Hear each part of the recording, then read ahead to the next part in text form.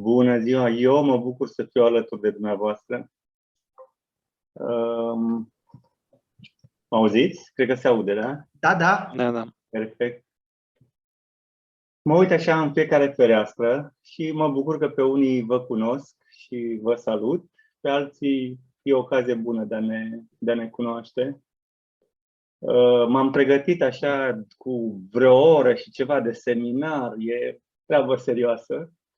Ascultând pe fiecare de la 10, eram așa nerăbdător, am intrat înainte de 10 chiar. Ne cerem scuze. Nu, e ok, mă bucur, e o bucurie pentru mine să fiu aici. Și mă gândeam, pentru că tema s-a schimbat de vorbit, avem atât de vorbit. Mi-a plăcut cu ce ați început dumneavoastră, cu mâna. Și eu astăzi vreau să vorbesc despre, nu arăt în toate degetele, dar vreau să vorbesc despre degetul mic. Degetul mic care suntem noi. Și totodată și despre degetul mare. Legătura între degetul mic și degetul mare, cam așa aș numi eu atașamentul. Sigur, fără să scoatem lucrurile din contextul de astăzi. Și mi-a plăcut foarte mult imaginea pe care am primit-o, să zic așa, astăzi. Atașamentul fiind, de fapt, legătura dintre degetul mic și degetul mare. Fiind, de fapt, legătura între, exact, fiind, de fapt, e o imagine foarte tare, mi se pare foarte profundă. Fiind, de fapt, legătura dintre noi și ceilalți. Mie îmi place mai mult cum sună purtătorii de grijă, parcă are așa o rezonanță mai puternică, purtătorii de grijă, decât chiar și așa. Da. Mă gândesc ce aș putea să vorbesc, adică să am restructurat tot acum. Ce înseamnă atașamentul, de fapt? Spunea și sora Ștefania și mi-am notat aici. Experiențele proprii sunt baza clădirii unei relații de încredere cu ceilalți. Și aici vorbim de atașamentul securizant, atașamentul sigur. Cumva n-ai cum să construiești în relația cu ceilalți, așa cum vorbea și Ane de la Crucea, n-ai cum să construiești încredere, n-ai cum să construiești o relație dacă tu nu știi cine ești tu. Dacă nu te întorci la degetul mic. Și că tot e un context așa de suflet, pentru mine, sau motoul meu este din Matei 22:39, parcă, zice așa: iubește-ți aproapele ca pe tine însuți. Nici nu vreau să duc într-o predică, că sunteți destui preoți care faceți asta. Dar dacă nu ne iubim pe noi, cum am putea să iubim pe cei de care ar trebui să avem grijă? Cum aș putea eu să fac terapie? Eu sunt psiholog clinician. Mai degrabă vorbesc astăzi aici în calitatea mea de psiholog decât de un funcționar al statului. E ok. E ok la direcție, fac lucruri frumoase acolo și mărețe, dar vorbesc din latura cealaltă, acum de psiholog și cum aș putea eu să am psihoterapie cu... Numai un pic că s-a întâmplat ceva. Ok. Cum aș putea să îngrijesc sau să acompaniez o persoană care vine, cum a spus dumneavoastră, cu anxietate în cabinet? Dacă eu am fricile mele pe care nu mi le gestionez.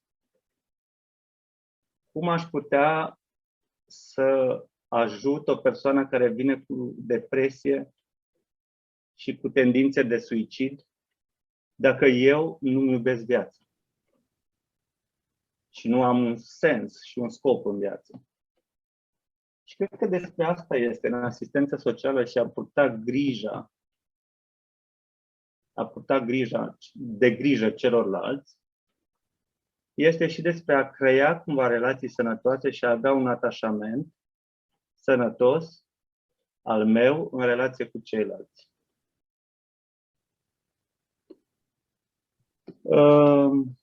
Cam pe ideea asta aș vrea să merg. Mă opriți dacă nu-i bine. Da. Eu mi-am mai notat un lucru. Cumva am ascultat cu atenție ceea ce ați vorbit fiecare dintre voi și am și slide-uri și vi le trimit dacă e despre atașament, teoria atașamentului, un chestionar de măsurare a atașamentului, adică să vedem ce stil de atașament avem, vi le pot trimite și vi le aplicați singuri.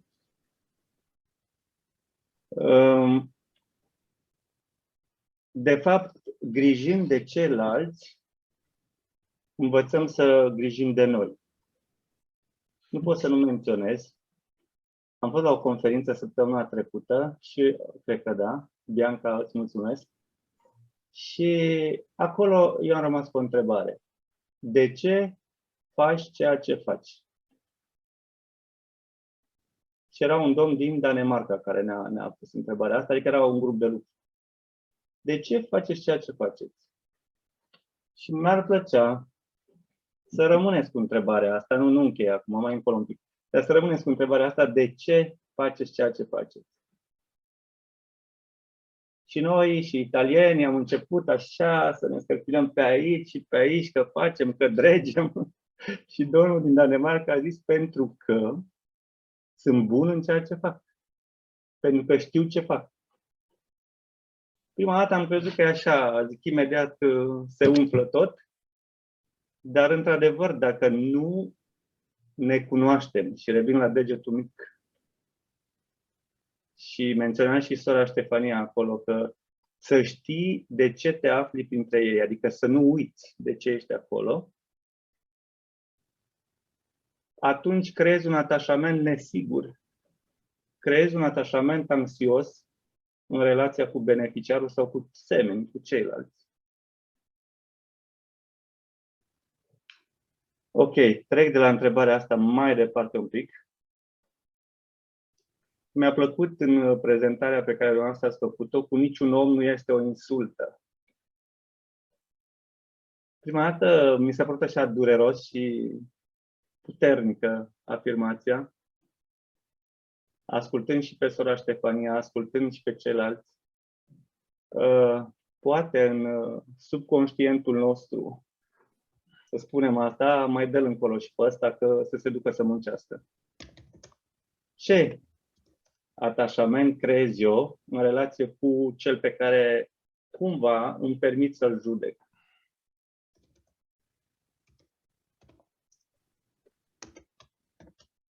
Da, și încă un lucru, și după aia trec la slide-uri. Mi-a venit în minte un citat, cineva l-a spus, nu mai știu cine, legat de experiență. Și spunea așa, că experiența nu este ceea ce ni se întâmplă, ci experiența este ceea ce facem să ni se întâmple. Și astea toate adunate, mă duc așa în zona asta a atașamentului. Experiențele proprii sunt baza relațiilor, construiesc sau ajută la construirea relațiilor noastre.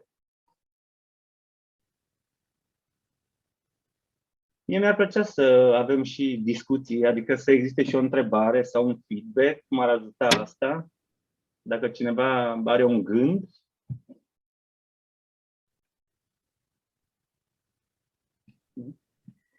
Dacă îmi permiteți, pe chat sunt formulate câteva intervenții și puteți să le citiți. Aveți posibilitatea, dacă nu, citesc eu. Da. Mai bine citești tu, Marius, cred, nu? Da? Cum doriți. Din partea doamnei Maria Buturugă, am aflat cândva și am înțeles tot mai bine de-a lungul vieții mele că tot ceea ce pot să fac pentru alții este exact ce am mai mare nevoie să-mi clarific. Dacă puteți să vă faceți ecoul acestei... Tot ceea ce fac pentru alții este exact Și am eu nevoie. Eu am nevoie, mai mare nevoie să-mi clarific. Aici, în psihologie, numim noi asta proiecție. De fapt, eu văd la celălalt ceea ce nu vreau să văd la mine. Deci dacă mergem pe negativ, ești un rău. Ok, uită-te în oglindă și vezi unde ești tu rău. Îi ajut pe ceilalți. Hai să văd de ce ajut. Probabil că e o nevoie a mea de a fi ajutat. Exact în locul ăla. Așa este. Și dacă îmi permiteți, referitor la fraza pe care v-am trimis-o, niciun om nu este o insultă și niciun om nu este o insulă. No man is an island. Era o poezie. Am citit eu greșit, era insulă. Da, dar se poate potrivi de multe ori în înțelegerea noastră și ca insultă, din păcate. Deci ați făcut o corelare involuntară, dar foarte pertinentă. Deci am vrut să punem în evidență legăturile dintre oameni. Niciun om nu este o insulă și de multe ori ne izolăm prin prejudecățile noastre față de alții. Da. Ok. Dacă mai ai vreun feedback. Puteți interveni cu unmute.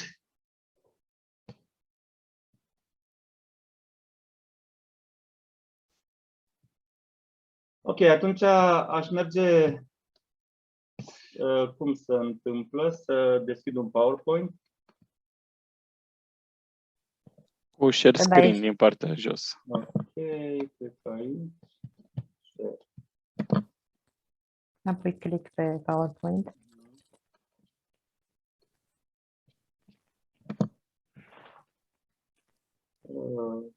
Se vede. Ok, dar să vedem dacă vreau asta. Nu vreau asta.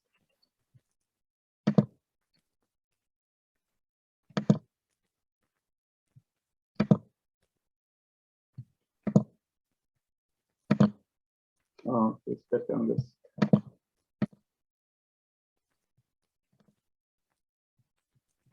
Ok. O să fac referire la vulnerabilitățile atașamentului și reglarea emoțională. Aș vrea să ne gândim un pic la cele 4 întrebări de aici. Cât de mult ne apropiem de ceilalți? Cât de sensibili suntem la nevoile lor? Cât de dispuși suntem să investim emoțional în ceilalți? Și cum îi percepem pe ceilalți că răspund la nevoile noastre? Mă duc inițial la definiția atașamentului și am regăsit-o și în dimineața asta la cei care ați vorbit.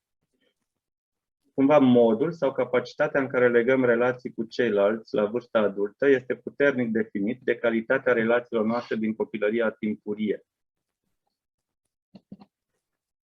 Ce vreau eu să adaug aici, înainte de niște statistici, că toți ne naștem programați, genetic, să căutăm afecțiune și îngrijire, iar persoanele care ne le oferă devin cele mai importante din viața noastră. Sigur că, spunea Ane, omul nu este făcut să fie singur. Și într-un fel sau altul căutăm aceste legături umane, căutăm legătura cu ceilalți. Și capacitatea de a lega legături emoționale ne definește stilul de atașament. În timp ce eu prezint, la ora 1 cred că eu pot să stau și mai mult, nu e o problemă, dar probabil că la 1 o să încheiem. Aș vrea să ruleze cumva în mintea fiecăruia dintre dumneavoastră ce stil de atașament am.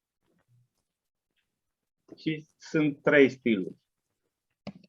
Avem atașamentul anxios, avem atașamentul evitant și atașamentul securizant. Acum, gândind așa scurt, în atașamentul anxios, cam ce emoții putem să trăim? frica, iritabilitatea în anxietate.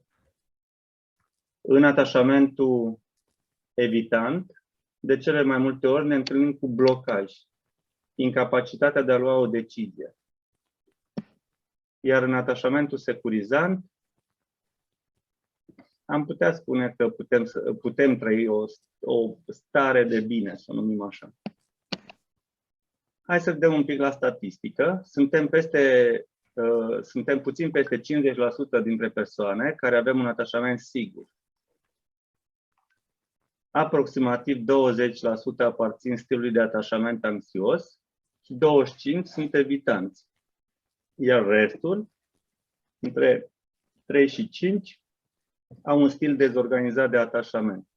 Unii numesc stilul dezorganizat o combinație între anxios și evitant. Vă puteți imagina cum arată un stil de atașament dezorganizat? Ok.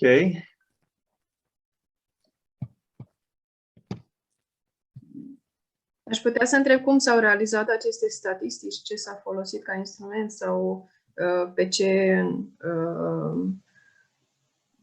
eșantion?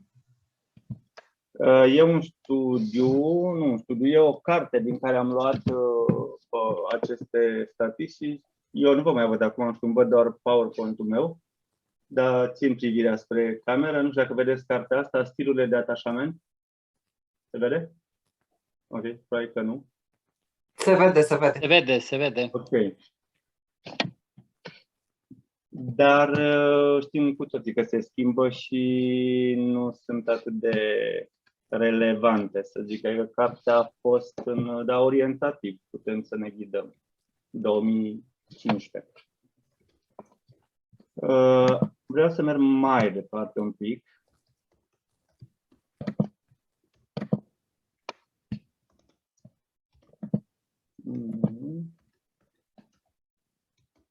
De ce e important atașamentul? Pentru că atașamentul e legătura, cum am zis mai înainte, între degetul mic și degetul mare, cumva este responsabilitatea. Și atașamentul este responsabil pentru capacitatea de a dezvolta relații împlinite cu ceilalți. Conștient vorbind, nu știu dacă noi ne dorim neapărat să avem relații disfuncționale sau nesănătoase. Ok. Capacitatea de a menține un echilibru emoțional. Atașamentul este responsabil pentru acest lucru. Capacitatea de a explora lumea. Și dacă vorbim de beneficiarii cu care noi lucrăm și în asistență socială sau în protecția copilului, curajul persoanei cu dizabilități sau unei persoane vârstnice sau unui copil de a explora zona de lângă casa lui. De a merge mai departe, nu știu, la cumpărături, de a se deplasa. Și în sensul acesta ne putem referi. Pentru că dacă are un atașament anxios sau un copil crește cu afirmații de genul ai grijă, nu te duce, o să ți se întâmple ceva, ți-am spus eu să nu faci cu tare lucru, îi dezvoltăm un atașament anxios. Responsabil cu capacitatea de a face față stresului. Capacitatea de a ne simți în siguranță. Ok.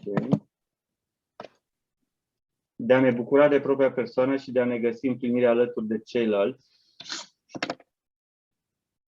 Capacitatea de a ne reveni după dezamăgiri sau evenimente neplăcute.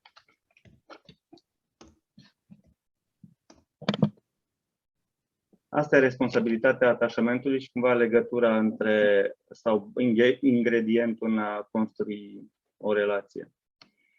Am să vă citesc 3 afirmații ca să plecați așa și cu un gând spre săptămâna sau spre zilele următoare și să vă identificați un pic cu una dintre cele 3 afirmații. Prima este așa: mi este destul de ușor să mă apropii de alții și să mă simt confortabil atunci când depind de ei și când ei depind de mine. nu mă îngrijorez prea des în legătură cu faptul că voi fi părăsit, ori că cineva se va apropia de mine prea mult. Și gândiți-vă dacă vă definește sau dacă vă regăsiți în afirmația aceasta. Nu trebuie să răspundeți. A doua, mă simt puțin stânjenit în relațiile apropiate cu ceilalți. Îmi este greu să le acord încredere totală și să accept că depind de ei.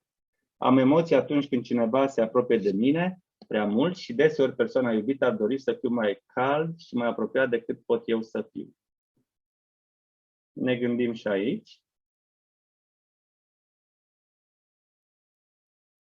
Și a treia, cred că oamenii ezită să se apropie de mine atât de mult pe cât mi-ar plăcea. Mă îngrijorez deseori gândindu-mă că partenerul meu sau o persoană nu mă iubește cu adevărat, ori că nu va dori să rămână alături de mine. Aș vrea să existe o comuniune totală între noi, iar dorința aceasta îi sperie uneori pe ceilalți.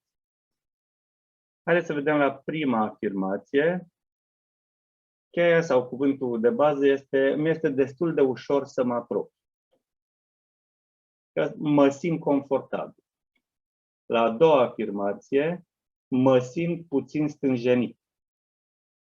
Mă simt stânjenit, îmi este greu. Iar a treia, cred că oamenii mă ezită. Mă îngrijorez. Sigur, e evident, prima afirmație face referire la atașamentul securizant. A doua, dacă eu în mare parte din relații sau în relații simt că sunt stânjenit, că mi-este greu să acord încredere, că mi-este greu să accept că depind de ei sau ei de mine, vorbim de evitant. Iar dacă mă îngrijorez și cred că ceilalți, nu știu, mă resping, nu vor să stea lângă mine, vorbim de un atașament anxios. Poate ar fi bine să vă notați, dacă vreți, și dacă o să-i trimit părintelui Marius testul sau chestionarul și vi-l puteți face și atunci să vedeți dacă la o primă, dacă corespunde ceea ce gândiți cu ce iese în test. Dar care este rolul stilurilor de atașament în asistența socială, în afară de faptul că trebuie să devii o figură de atașament, să zicem, pentru copilul din sistemul de protecție sau ce alt rol au stilurile de atașament în ideea asta de asistență socială? Haideți să ne gândim la un asistent social sau la un educator într-un centru de copii sau la un îngrijitor. Modul în care persoana respectivă relaționează cu acel copil îi influențează stilul de atașament. Modul în care eu, ca adult, profesor, psiholog, învățător, un simplu cetățean pe stradă sau vecin, influențează stilul de atașament al copilului pe care eu îl întâlnesc. Adică sunt responsabil de ce transmit celuilalt și dacă lucrez direct cu acești copii sau cu persoane vulnerabile, sunt responsabil de ceea ce implementez, dacă vreți așa, în felul lui de a fi. Majoritatea copiilor din sistem bănuiesc că au deja stilul evitant, pentru că au fost dezamăgiți repetat, au schimbat figuri de atașament, nu au figuri stabile de atașament, se tot schimbă asistenții sociali și ei au constatat din experiență că nu se pot atașa și ca atare devin foarte evitanți. Evitanți, da. E adevărat, eu n-am făcut un studiu pe asta, dar cei de la Salvați Copiii mi se pare că fac o referire la asta. Într-adevăr, cei din centrele de plasament sau nu neapărat, pot fi și din familii dezorganizate, adică acolo unde adulții nu oferă o stabilitate sau o siguranță, ei dezvoltă evitant și nu anxios. De ce? Pentru că atașamentul evitant are o parte, dacă mergem pe tipologia fiecărui stil de atașament, atașamentul evitant, până la un moment dat, apare un atașament securizant. prin deosebire de cel anxios. Pentru că anxiosul începe din prima, să zic așa, să plângă, să-și arate fricile și să ceară. Evitantul se retrage. Adică, cumva, hai să ne gândim la un copil, nu neapărat din instituție, dar și dintr-o familie, unde părinții lucrează foarte mult, nu-i acordă atenție, nu creează relație autentică cu el. Copilul ăla pare foarte sigur. Și uneori asta este o capcană. Adică eu am avut în terapie adolescenți care au venit cu părinții și în terapie părinții zic, dar nu înțeleg ce lipsea. Dar acasă nu puteai să vorbești lucrurile astea cu mine, te-ai găsit să le vorbești aici. Că lucruri pe care copilul nu și le-a permis să le vorbească acasă cu părintele, pentru că nu era un cadru creat acasă. Nu avea încredere acasă. Nu știu dacă am răspuns la întrebare. Aș vrea să adaug și eu ceva, dacă e posibil, referitor la întrebarea... Numai un pic, nu știu cum fac să mă văd și eu din nou.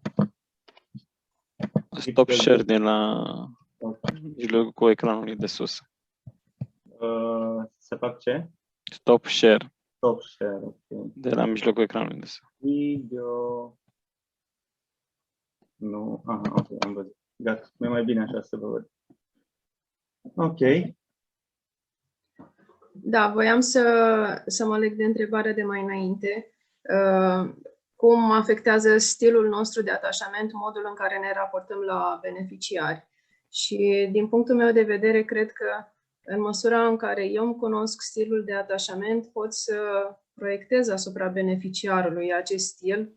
De exemplu, dacă eu am temerea că nu mă descurc fără celălalt, dacă de obicei tind să generez dependență emoțională în relații, atunci voi risca să am o abordare ca asistent social care promovează dependența beneficiarului de sistem și nu autonomizarea lui, pentru că îmi va fi teamă că el nu se va descurca fără intervenția mea.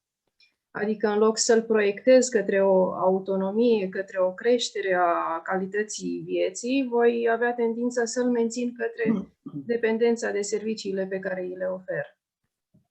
Pentru că eu, ca adult sau ca specialist, la rândul meu, clar, depind cumva de sistem sau de altceva.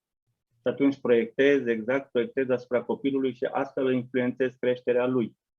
Dar asta se întâmplă nu neapărat cu copiii. Teoriile zic că atașamentul se creează la vârsta de 3 ani și totodată și personalitatea, cam în jurul vârstei de 3 ani, atunci este mare parte format atașamentul și personalitatea. Asta și în relațiile adulte sau în relațiile de cuplu.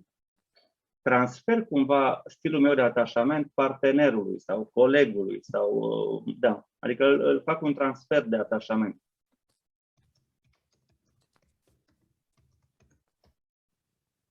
Ok. Și nu e necesar într-o anumită limită, atât cât e omenește posibil, ca felul nostru de atașament să-l ținem sub control. Eu am avut experiențe crunte, repet, ca preot de spital, în lucruri cu copii bolnavi de cancer.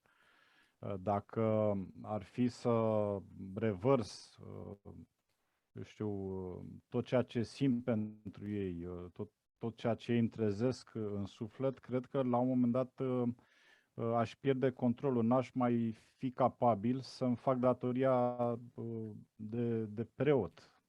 Asta nu înlătură iubirea, dar dozează iubirea.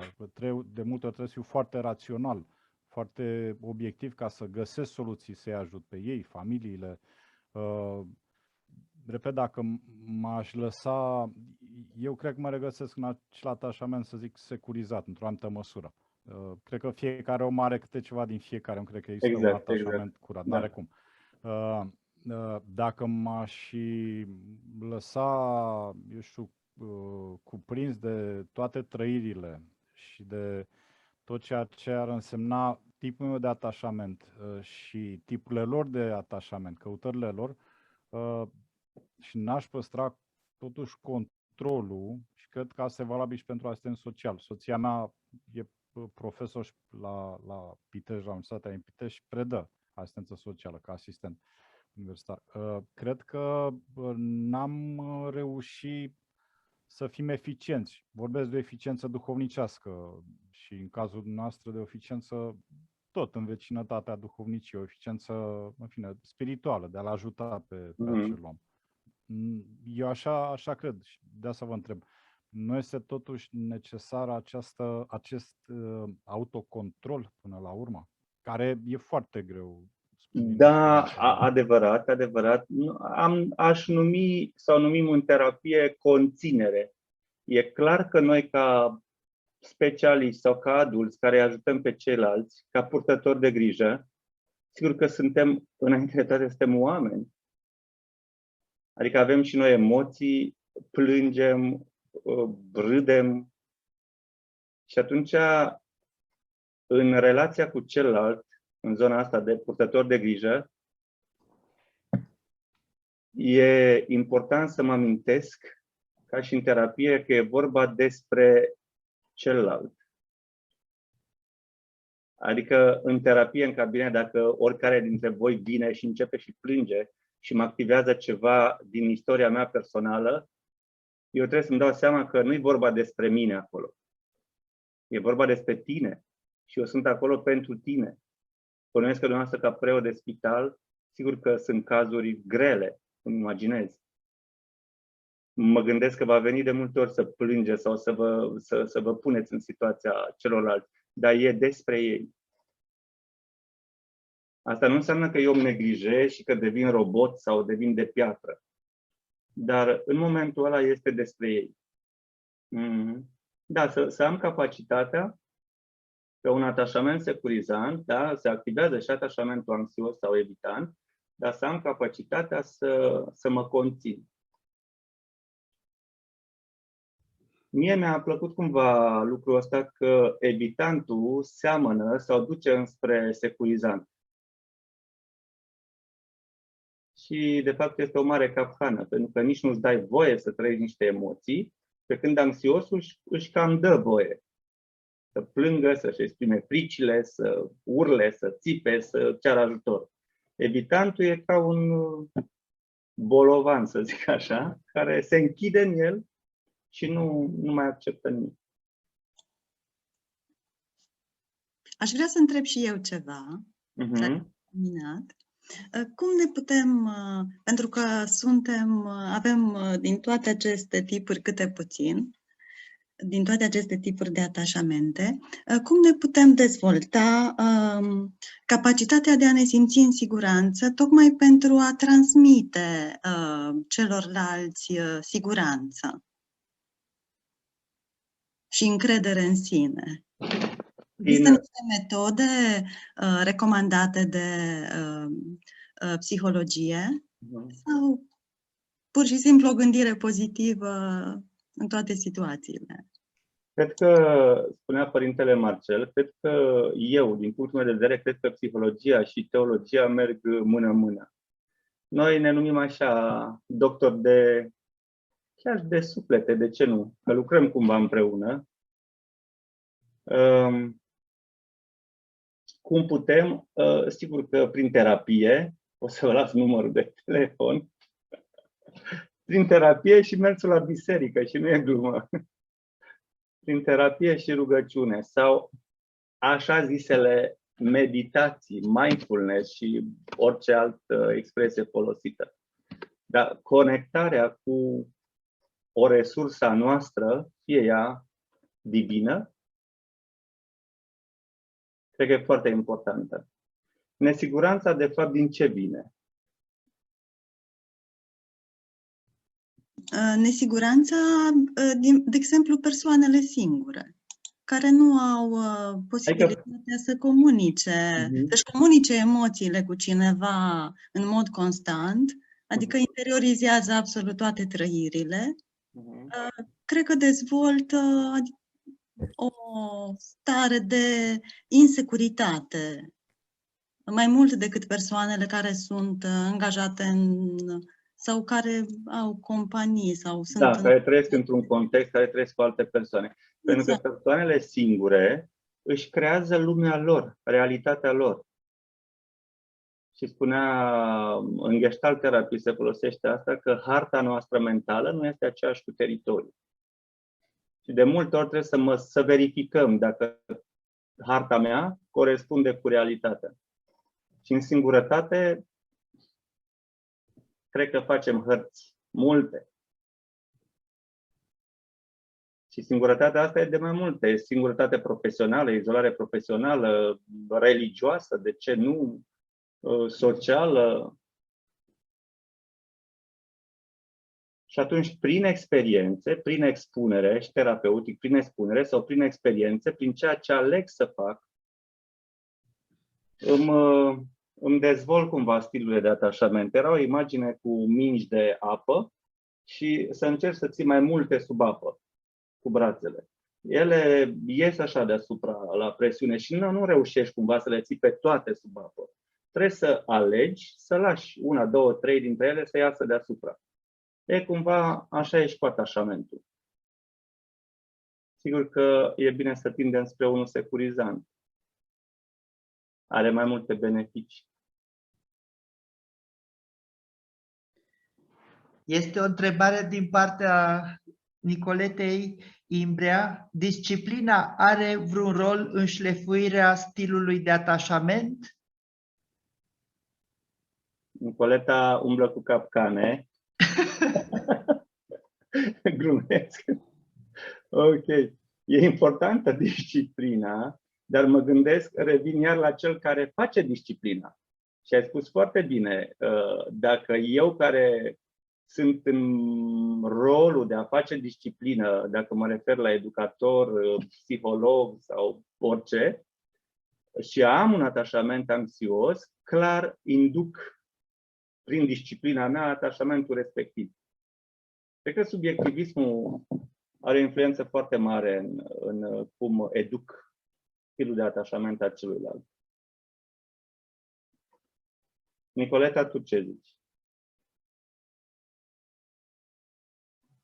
Eu mă refeream mai mult la autodisciplină, la formarea pe care o facem noi cu noi înșine, la modul în care ne gestionăm emoțiile și în care ne, cum să zic, ne supraveghem lumea interioară.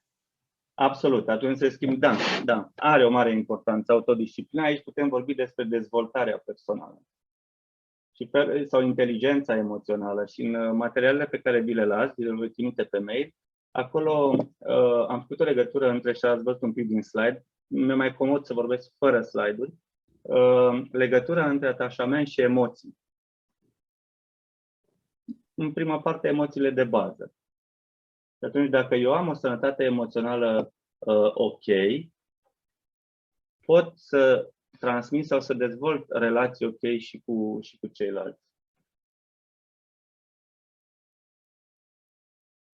Acum, poate că întrebarea, cum spunea doamna Gheorghina, cum, dacă fac asta, ce tehnici există, Sigur că autodisciplina este o tehnică, meditația este altă tehnică, terapia poate fi altă tehnică, poate trebui să încep cu rugăciunea, altă tehnică.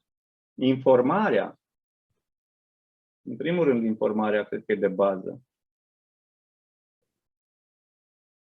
Ok, doamna Petra? Da, a ridicat mâna? Parcă. Nu a fost, nu am ridicat mâna, dar profit să mulțumesc foarte și să vă felicit, domnule Daniel Pagu, pentru abordare. Mulțumim. Nu aveam un comentariu. Mulțumesc. Ok, plăcere. Ok. Dacă permiteți, cum să identificăm și cum să evităm pe cât este posibil transformarea atașamentului într-o dependență, chiar și într-o dependență afectivă. Vorbim și în sfera spirituală despre sindromul bunului samaritean, care, tot având grijă de alții, începe să gâfâie și intră el în neliniștea sau în sentimentul de neputință. Sunt lucrări despre acest fenomen cu care ne confruntăm din ce în ce mai des. Ne puteți spune ceva despre aceasta?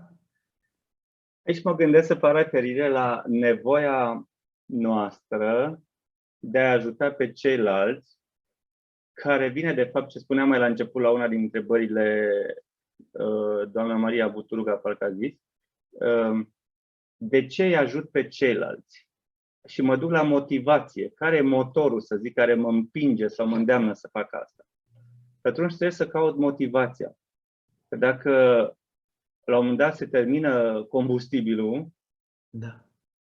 și eu sunt încă într-un rol acolo sau într-o poziție, într-un ONG, la stat, în biserică sau unde sunt, de a ghida, de a ajuta pe ceilalți și la mine motorina e gata, mai rău fac.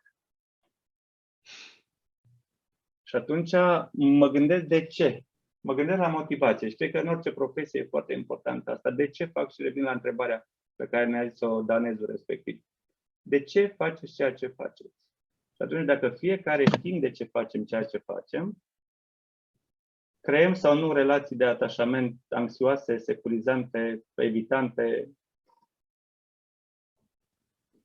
ceea ce dumneavoastră, adică așa înțeleg eu, un atașament dependent, și aici mă gândesc la dependența de a mea, să zic, de a ajuta pe ceilalți, de dedicare sau nu știu, de a mă uita pe mine cumva în munca cu ceilalți, e foarte simplu să ducă la o tulburare burnout, adică de epuizare. Eu știu că la telefon mi-a zis cumva să facem o corelație între atașament și tulburări. Sau pot să ducă la o tulburare de anxietate. Și atunci noi uităm cumva să mai avem grijă și de noi, adică de degetul mic. Da.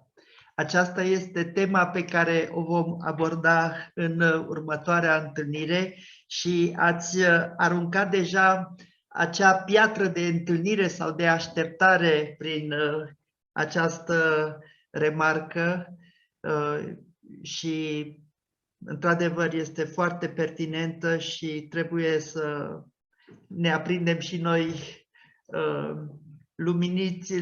luminile de avertizare. Este un aspect extraordinar de important. Mulțumim. Mai sunt alte întrebări sau ecouri acum în încheiere? Voiam să adaug și eu ceva referitor la burnout. Din punctul meu de vedere, cred că cel mai ușor mod de a ajunge la burnout este trecând prin calea narcisismului cumva, pentru că atunci când consider că doar eu pot face bine și nu apelez la ceilalți, când nu îmi creez rețele de binefacere, cred că este ușor să îmi bazez facerea de bine pe o formă de autoadulare, că eu sunt capabil să fac bine, ceilalți nu ar face față fără ajutorul meu, prin urmare trebuie să mă epuizez la maxim. Și cred că aici germanii ne dau o lecție, pentru că ei creează aceste cluburi sociale de care se vorbea la început și eu sunt brașoveancă. La Brașov este așa zisa capitala investițiilor germane. Sunt peste 800 de firme germane aici și s-a creat și clubul economic german, care este un club care nu doar că pune împreună investitorii, dar și fac bine celor din jur. Fac bine și sponsorizează ONG-uri, asociații și lucrul acesta cred că cumva este modul lor de a fi pe care l-au adus și la noi în România și care este un model pentru noi, un model de a crea comunitate și a crea binele împreună, nu doar individual. Acum, cu narcisiștii e de lucru, în sensul că motivația lor, revin la ce spus înainte cu motivația, este eu te ajut pe tine, de fapt, pentru mine. Și cumva se leagă și de înainte. Adică nu neapărat că tu ai nevoie, ci eu am nevoie să te ajut. Eu, sigur, dacă mai sunt întrebări, cu mare drag sau mai putem să discutăm, dar mai met în minte un gând cu care aș vrea să rămânem, ar fi asta: îngrijind de ceilalți, amintește-ți de tine. Și nu invers, cum ar face narcisistul. Narcisistul și-ar aminti de el și apoi ar îngriji de ceilalți. Îngrijind de ceilalți, amintește de tine. Eu vreau să-ți mulțumesc că ai amintit acest lucru. În goana noastră putem simți că ni se termină combustibilul și ce fac. Pot face mai rău dacă rămân. Și ce fac? Cum mă retrag? Și s-a născut în mine această întrebare, nu? Și cât mai stau sau cât plec? Dacă pot să mă refer la mărturia care a fost de dimineață, sunt capabilă să le spun că stau un an cu voi și plec? Pentru că nevoia mea este să mă întorc în țara mea sau să mă întorc în altă parte? Sau cum fac această trecere? Pentru că ajungem la acest punct să ni se termine combustibilul mai devreme sau mai târziu. Și cum gestionăm această trecere ca să fie sănătoasă și pentru mine și pentru celălalt? Mulțumesc de feedback. Mulțumim încă o dată.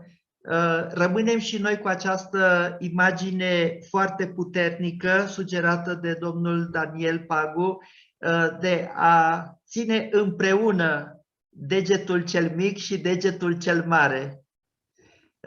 Este poate imaginea cea mai puternică pe care o putem lua cu noi de la această întâlnire atât de intensă și atât de variată în același timp.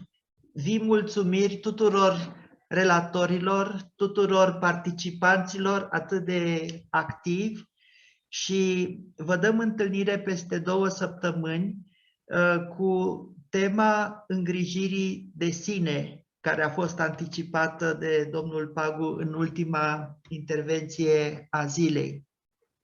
Așadar, avem 2 săptămâni nu de pauză, ci de însoțire reciprocă, cu sau fără diplomă, cu sau fără titlu oficial, cu gândul bun măcar, cu mai puțină îngrijorare și cu mai multă îngrijire.